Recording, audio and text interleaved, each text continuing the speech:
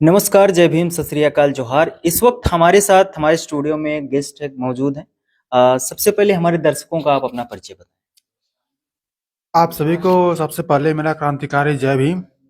और आपका बहुत बहुत धन्यवाद कि जो आपने हमें अपने भोजन प्लेनेट पर जगह दी। मेरा नाम विप्लव यादव डोलू है। मैं जो हूँ बस इसी मिशन में लगा हुआ हूँ कि किस प्रकार ये मनवादी सत्ता से हम लोग को मुक्ति मिले और हमारे देश पर हम लोगों का शासन हो। अभी मिल्कीपुर का इलेक्शन हुआ। जिस तरीके से इलेक्शन आशाएं लगाई जा रही थी, ग्राउंड रिपोर्ट ये कह रहा था कि समाजवादी पार्टी की सरकार बनने जा रही है, यानी कि समाजवादी पार्टी वहां एक बार फिर से जिस तरीके से लोकसभा में अयोध्या में विजयी हासिल किया था, उसी तरीके से मिल्कीपुर भी जीतने वाले हैं। लेकिन इसका उलट हो गया। आखिर कैसे हो गया ये?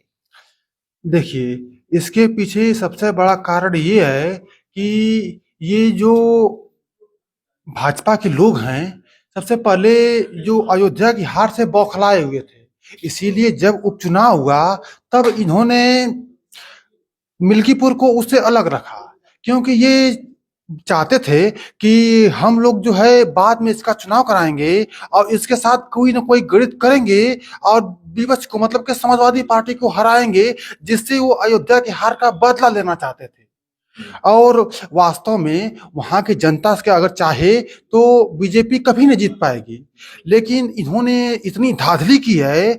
अभी आप वीडियो देखे होंगे कि एक आदमी बता रहा था कि हमारे यहाँ 55 वोट है, केवल 4 लोगों का वोटिंग की पर्ची आई है। इसी प्रकार जो है वो लोग वोट काटने का काम करते हैं। वास्तव में जनता इनके पक्ष में है नहीं। कुछ लोग हैं जो इनके साथ हैं, जिन्हें हम अंधभक्त कहते हैं। तो उन्हीं के साथ ये लेकर सरकार तो बना नहीं पाएंगे। तो इसके लिए विपक्ष के वोट को काटना जरूरी है। तो ये लोग काम क्या करते हैं कि सबसे पहले विपक्ष के वोटों को काटते हैं। जैसे आपने मिल्कीपुर में देखा कि ये विपक्ष के जो वोट हैं अधिकांशतः यादव में बस्तियों में और मुस्लिम बस्तियों में, ये यादवों के वोट काट देते हैं। जैसा कि बीजेपी के कुछ गुप्त सूत्रों से हमें पता चला है कि इनका मेन मोटिव यही रहता है कि किस प्रकार से समाजवादी पार्टी का वोट काटा जाए और ताकि लोग वोट न देने पाए और बीजेपी को बढ़ोतरी करके जिताया जा सके। तो क्या इसमें क्या कहेंगे आप? बीजेपी से हारे हैं या फिर प्रशासन के लोगों से हारे हैं? बीजेपी कभी इतनी ताकतवर थी ही नहीं कि हमें हरा सके या हमारी पार्टी को हरा सके।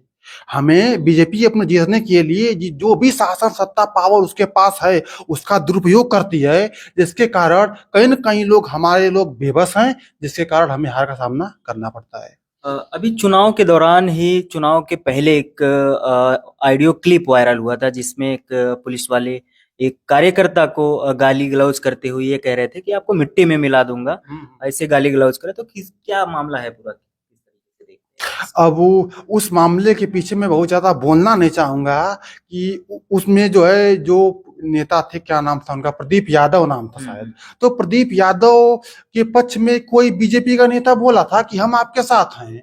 तो ऐसा भी तो हो सकता है कि उनको अखिलेश यादव जी के पास भेजा गया रहा हो। तो इस बारे में मैं बहुत कुछ क्लियर हूं नहीं, तो मैं इस बारे में कोई टिप्पणी करना नहीं चाहता हूँ। आखिर जिस तरीके से ये चुनाव हुआ, जिसमें आपने आरोप लगाया कि प्रशासन के द्वारा किस तरीके से धांधली करवाई गई, और इसमें चुनाव आयोग भी शामिल था एकदम। तो इसमें अखिलेश यादव ने भी चुनाव आयोग को मरा हुआ साबित किया, कफन तक उन्होंने भेंट करने का काम किया। तो आखिर क्या कारण है कि बड़े पैमाने पे देश भर में चुनाव आयोग के खिलाफ कोई रैली, प्रदर्शन या सड़कों पे जन आंदोलन जैसी गतिविधि देखने को नहीं मिल रही? क्या कारण है? चुनाव हारने के बाद ही ये सारी चीजें, आरोप प्रत्यारोप लगाए जाते हैं। जैसे देखिए, चुनाव से पहले विपक्ष जो है हमारा एक नहीं है। बात यह है कि हर जो स्टेट के लोग हैं अलग अलग लड़ रहे हैं। तो जब जिस स्टेट का चुनाव होता है तब उस स्टेट के लोग जागते हैं और कभी ईवीएम के खिलाफ बोलेंगे, कभी सत्ता के खिलाफ बोलेंगे। लेकिन अगर ये लोग एक होकर लड़ाई लड़ें तो निश्चित है कि ये लोग विजय हासिल करेंगे। लेकिन जो सत्ता के लोग हैं ये साम दाम दंड भेद आज तरीके लगाकर कभी विपक्ष को एकजुट होने ही नहीं देते हैं। लेकिन जिस दिन हमारा विपक्ष एकजुट हो गया उस दिन सत्ता में बैठे लोगों का पता नहीं चलेगा। तो विपक्ष को एकजुट करने का काम कौन करेगा? किसी ना किसी को तो आगे आना पड़ेगा ना। विपक्ष को एकजुट करने का काम तो करना पड़ेगा। जैसे विपक्ष को एकजुट करने का काम कुछ समय पहले हुआ था। जिसमें नीतीश कुमार वगैरह लोग आगे आए थे, लेकिन फिर नीतीश कुमार को आप जानते ही हैं, वो अपने फायदे के लिए किधर भी पलटी मार सकते हैं। तो फिर यहीं कहीं ये जो पीडीए गठबंधन है आज के समय में, वही आगे बढ़ रहा है। हो सकता है कि भविष्य में इसका हमें अच्छा परिणाम देखने को मिले, जैसा कि हमने अभी लोकसभा चुनाव में देखा कि बीजेपी जो है उत्तर प्रदेश से लगभग गायब हो चुकी थी। उन्होंने जो भी उल्टे सीधे तरीके अपनाकर कुछ सीटें जीत ली, लेकिन अगर ईमानदारी से चुनाव होता तो उत्तर प्रदेश में बीजेपी का पता नहीं चलता। जी।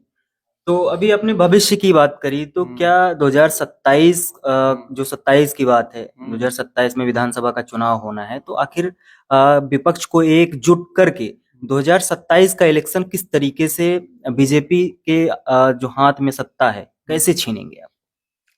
जैसे देखिए 2027 को लेकर अगर बात किया जाए, तो हमारा या हमारी पार्टी का जो भी मिशन है पीडीए एकता का, तो हम लोग पीडीए को जोड़ने के लिए अपना कार्य कर रहे हैं। जगह जगह पीडीए की पंचायतें हो रही हैं और लोग इससे जुड़ रहे हैं।